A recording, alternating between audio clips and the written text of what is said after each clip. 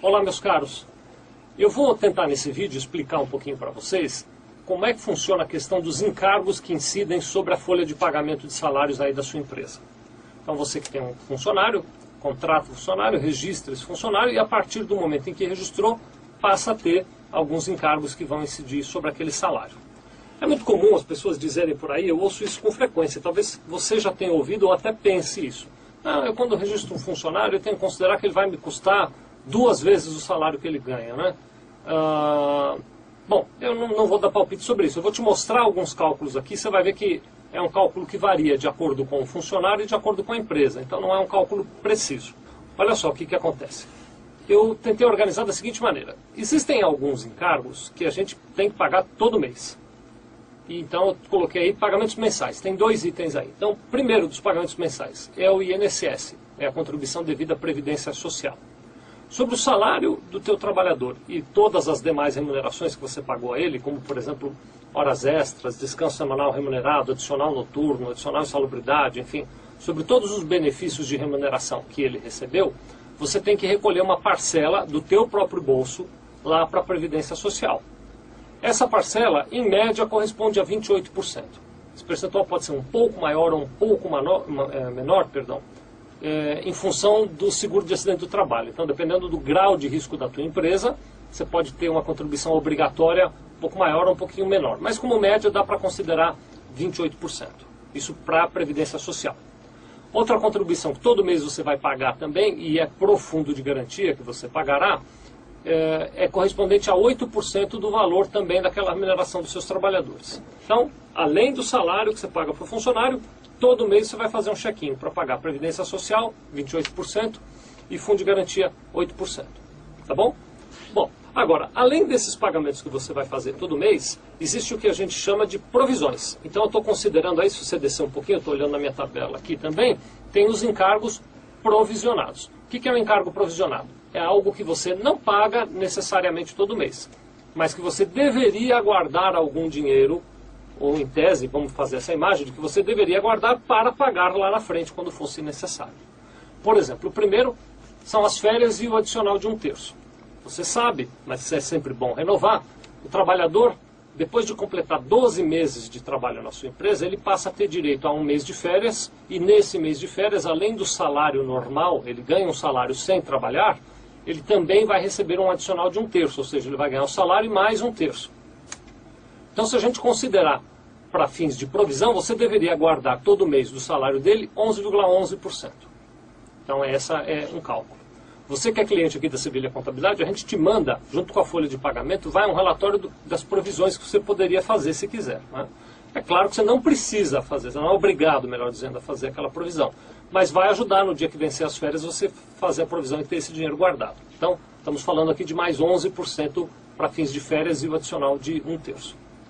Bom, existe uma outra provisão que é o 13º salário. Você sabe também, uma vez por ano, uma parcela em novembro, outra em dezembro, você tem que pagar um salário adicional para todos os trabalhadores da sua empresa. Então a gente considera aí nessa tabela que você deveria ter uma provisão de 8,33% para esse 13º.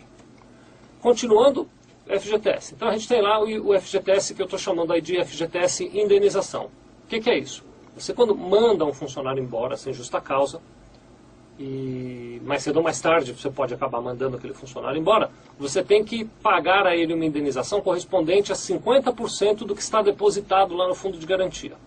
Como todo mês você deposita 8% do salário do trabalhador, ou melhor, da remuneração do trabalhador, lá no fundo de garantia, a provisão que nós recomendamos para fins dessa indenização, que é 50%, é 4% da remuneração do trabalhador. Até aí nós tivemos alguns percentuais que são fáceis e precisos de serem calculados. Nós vamos agora entrar em algumas incógnitas, e você vai ver que na tabela tem alguns pontos de interrogação. Vamos conversar um pouquinho a respeito deles. Primeiro, deixa eu olhar aqui na minha tabela, são as faltas legais. A gente tem até um vídeo onde eu falo sobre isso. Quais são as ocasiões em que o trabalhador pode faltar e você tem que pagar o salário dele mesmo sem ele trabalhar. Vou dar alguns exemplos, alistamento militar, doação de sangue, exame vestibular, enfim, tem algumas circunstâncias em que o trabalhador pode faltar. Por que tem um ponto de interrogação e não tem um cálculo preciso? Porque depende do trabalhador. Tem trabalhador que, quando você contrata, ele já se alistou, por exemplo, então ele não precisa faltar para isso. Tem trabalhador que faltará algumas vezes para ir ao alistamento militar.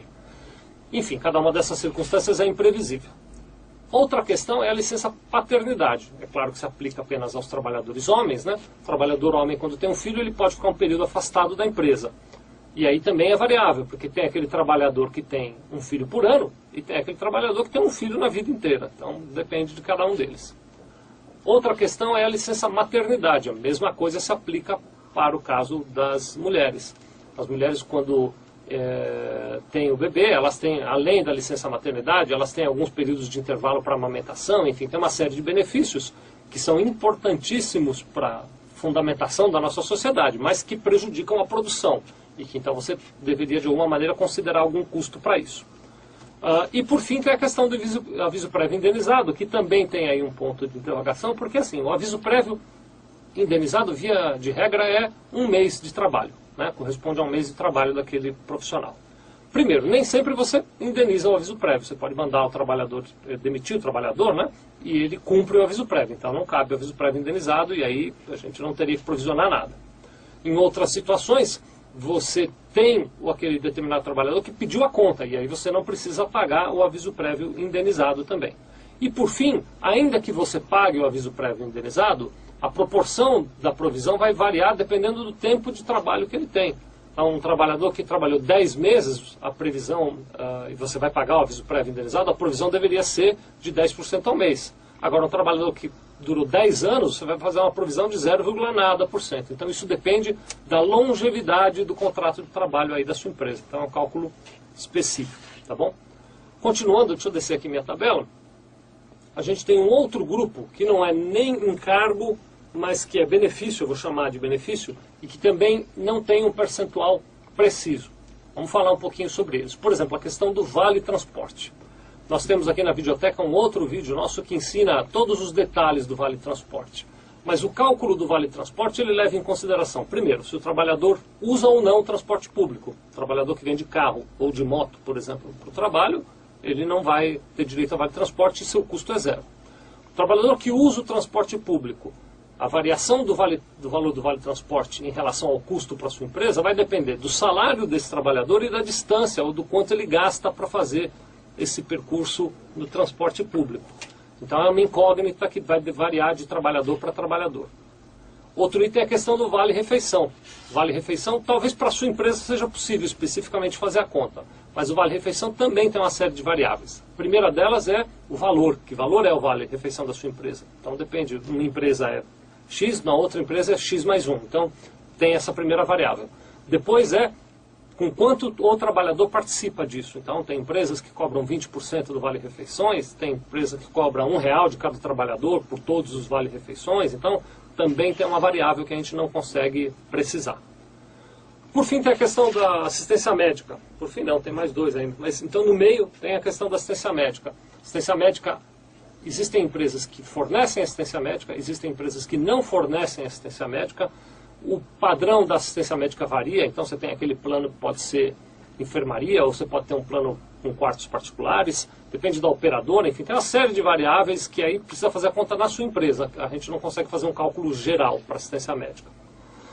Mais um encargo que você pode ou não ter é a questão da assistência odontológica, né? Esses pacotes de assistência médica, assistência odontológica, eventualmente seguro de vida, normalmente eles são pacotes ligados a você atrair talentos. Então, quanto mais benefícios você oferece, em teoria, você tem mais facilidade de atrair talentos para a sua empresa. Mas no pacote de assistência odontológica é a mesma coisa, vai depender do plano, do preço, do quanto você desconta do trabalhador. Mas você pode fazer essa conta aí para saber que número é o seu e preencher esse pontinho de interrogação. E por fim, não é o último, mas eu vou dizer que é por fim, porque são outros encargos, talvez menos relevantes, eu tentei colocar aqui os mais relevantes, vem a questão dos uniformes e dos equipamentos de proteção individual.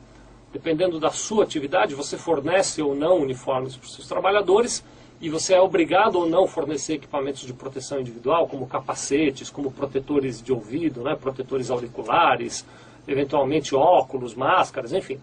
Você pode ter um custo com isso que também vai depender da situação e da realidade aí da sua empresa. Então, enfim, aonde foi possível nessa tabela que você está vendo, eu coloquei lá os percentuais. Se nós somarmos só esses percentuais que eu coloquei, dá 59, qualquer coisa por cento aí. Então a gente já parte de um encargo básico de 60%, se você me permitir arredondar. E depois, agora que você pensou em todos os outros encargos, você pode fazer o cálculo aí da tua empresa para preencher esses pontinhos de interrogação e descobrir quanto é que a sua empresa tem especificamente de custo sobre a folha de salários dela. Faz a conta, depois você me conta. Ah, eu ia dizer, esquecendo de falar uma coisa para vocês, olha só. Se você tem o interesse de conhecer mais sobre encargo, porque pode ser que você queira, essa explicação básica não foi suficiente, eu publiquei no nosso site uma matéria que foi feita pelo Fiscosoft e que pode ajudar você a entender mais encargos. Então, se você acessar, o Felipe vai botar o endereço aqui, eu vou falar para você, toma nota aí. Se você acessar www.sevilha.com.br, esqueci, /encargos, então www.sevilha.com.br/encargos, você vai achar uma matéria bem longa falando todos os detalhes, a história dos encargos no Brasil. Acessa lá e vê se te ajuda. Obrigado.